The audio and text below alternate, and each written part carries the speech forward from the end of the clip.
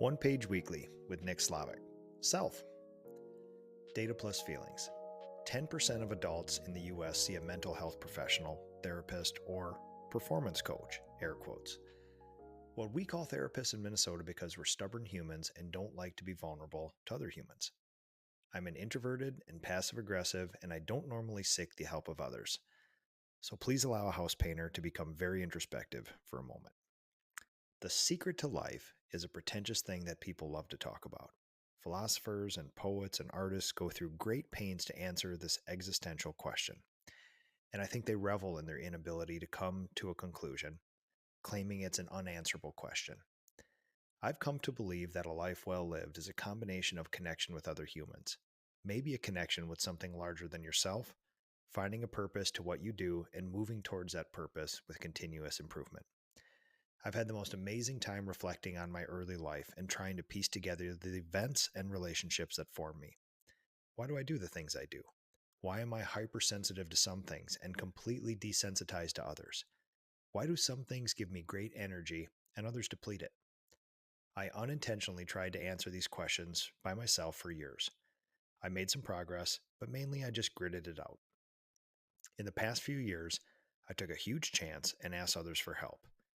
And boy, has that turned out to be a great decision. I made a breakthrough last week. Through this arc of self-discovery, I've also learned to celebrate wins, something that I was the worst in the world at. I found a pattern in my behavior. I'm hypersensitive to disharmony. Why? Probably because of how I was raised. Memory is largely imperfect, but it's also not completely false either. I've pieced enough together from my past to find this pattern. I had no backstop. There was not many humans I could go to when I really needed that type of support. There was lots of disharmony. I was conditioned to close off a part of myself that was affected by disharmony by flatlining, feeling no emotions even when the biggest emotions were warranted. Because of the constant disharmony, I was also instilled with hypervigilance. This took the form of me feeling deep urgency to leap into action in an attempt to violently stop the disruption. In this conditioning process, I also was taught that I was the only person to fix these things. Asking for help is tough for me. My conditioning was so thorough that this option didn't even appear on my decision tree. It's not that I didn't want to ask for help. It did not even occur to me to ask for help. Starting a business and growing it to stability and maturity is already tough enough. Sprinkle in a bunch of what I just described and it becomes nearly impossible.